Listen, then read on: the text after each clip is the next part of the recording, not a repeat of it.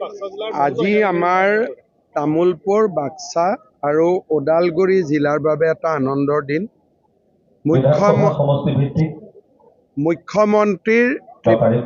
মুখ্যমন্ত্ৰীৰ আত্মনিৰ্ভৰ অসম অভিযানৰ ৪,০০০তকৈও অধিক হিতাধিকাৰীক আজি আমি আমাৰ নগদ ধন ১ লাখ টকা, প্ৰথম কিস্তিৰ ৭৫,০০০, তিনিদিনীয়া ট্ৰেইনিঙৰ পিছত ২৫,০০০ আৰু ভাল ব্যৱসায় কৰিলে অহা বছৰ আৰু ১ লাখ।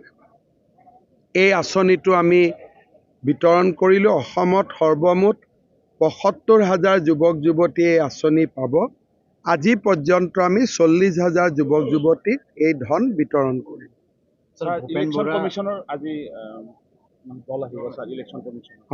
ৰাজ্য চৰকাৰৰ দুটা অনুৰোধ থাকিব। এটা হ'ল যে ইলেকশ্যনটো বিহুৰ আগতে হ'ব লাগে, আৰু দ্বিতীয়তে ইমান ফেজিং কৰিব নালাগে, এটা বা দুটা ফেজত ইলেকশ্যনটো শেষ কৰক। ভূপেন বৰা আজি কংগ্ৰেছৰ পৰা পদত্যাগ কৰিলে, ইয়াৰ কাৰণ কি? ইয়াৰ অলপ আগতে মই এছেম্বলিত ওলাই আহোঁতে সাংবাদিকসকলক প্ৰায় ৪০ মিনিট সময় ইয়াৰ বিষয়ে মই প্ৰশ্নৰ উত্তৰো দিছোঁ, আৰু যিমানখিনি ক'ব লাগে মই কৈ আহিছোঁ।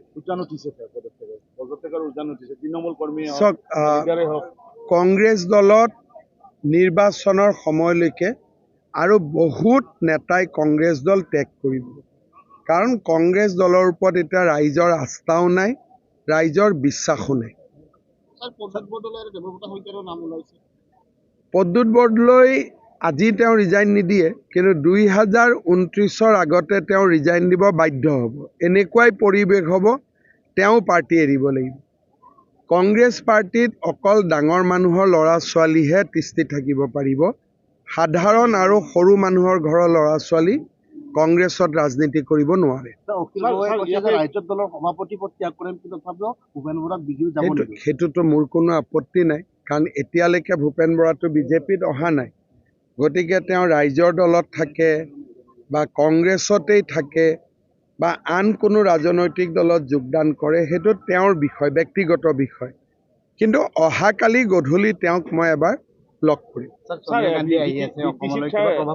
সোনিয়া গান্ধী অহাৰ কথা মই শুনা নাই, মই প্ৰিয়ংকা গান্ধী অহাৰ কথা শুনিছোঁ। ইয়াতে কেনেকুৱা হ'ব, আপোনালোকৰ ভূমিকাটো কেনেকুৱা হ'ব? ১৫খন আসনৰ বিজেপিয়ে ৪ৰ পৰা ৬খন আসনেই প্ৰতিদ্বন্দ্বিতা কৰিব, তাতকৈ বেছি আমি প্ৰতিদ্বন্দ্বিতা নকৰোঁ। কাৰণ যোৱা BTCৰ ইলেকশ্যনৰ যিটো ৰিজাল্ট, তাৰ ওপৰত এনালাইচিছ কৰি আমি ৪খন, ৫খন বা 6খন, মিনিমাম 4, মেক্সিমাম 6টা চিটত আমি প্ৰতিদ্বন্দ্বিতা কৰিম। এইটো ক্ষেত্ৰত UPPL আৰু BPF দলৰ মাজত আলোচনা হয়, আমি স্বাগতম কৰিম। কিন্তু তেওঁলোক দল দুটাৰ মাজততো আমি বহি ল'ব নোৱাৰোঁ। তেওঁলোক দুইটা দলে নিজৰ ভিতৰতে আলোচনা কৰি সমাধান কৰিব লাগিব। কিন্তু বিজেপিয়ে 15টা চিটত ইলেকশ্যন নেখেলে, ইয়াতে মিনিমাম 4, মেক্সিমাম 6।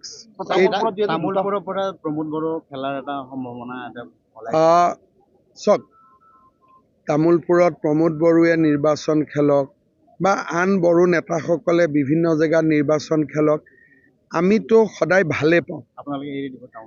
আমি আমাৰ মাত্ৰ 4টাৰ পৰা 6টা চিটত আমি খেলিম। কোনকেইটা চিটত আমি খেলোঁ ঠিক হোৱা নাই, কিন্তু ডেফিনেটলি গোৰেশ্বৰ, তামোলপুৰ, টংলা এইকেইটা আমি খেলিব লাগিব চিট, কাৰণ ইয়াতে আমি আমাৰ BTC ইলেকশ্যনত আমি ভাল ৰিজাল্ট কৰিছোঁ। বিশ্বজিৎ দৈমাৰীও ইলেকশ্যন খেলিব, স্পীকাৰে কিয় ইলেকশ্যন নেখেলিব? আমি আমাৰ আলোচনাটো দুইটা দলকে আমি জনাই দিছোঁ যে আপোনালোকে নিজৰ ভিতৰত মিলা মিছা কৰি লওক, আমি কাকো বেছি কষ্ট নিদিওঁ। আমি 4টা বা 6টা, 4, 5, 6, গতিকে আমাৰ পৰা একো অসুবিধা নাই। আৰু দুইটা দলৰ মাজত যদি ভাল আলোচনা হয়, যদি তেওঁলোকে কয় যে বিজেপি আৰু এটা কম চিটত প্ৰতিদ্বন্দ্বিতা কৰক, আমি সেইটোও ৰাজি আছোঁ। বোলে বিজেপিয়ে 3টাতে ইলেকশ্যন খেলক, বাকীখিনি আমি ভগাই ল'ম, আমি সেইটোতো সাজু আছোঁ। খালি আমি বড়ো ভূমিত বিচাৰোঁ শান্তি থাকক, প্ৰগতি থাকক, সম্প্ৰীতি থাকক। ইয়াত আমাৰ ৰাজনীতিটো আগ্ৰাসী ৰাজনীতি নহয়। চেক কৰিব আপোনালোকে ইয়াত? আমি ত্যাগ কৰিম, কাৰণ আমি ইয়াত আগ্ৰাসী পলিটিক্স কৰাৰ সময় এইটো নহয়। সেইকাৰণে আমি ভাবিছোঁ আমি 6টাত খেলিম। তেওঁলোকে যদি কয় নহয় 5টাত খেলক, খেলিম। বোলে 4টাত খেলিব লাগে, খেলিম।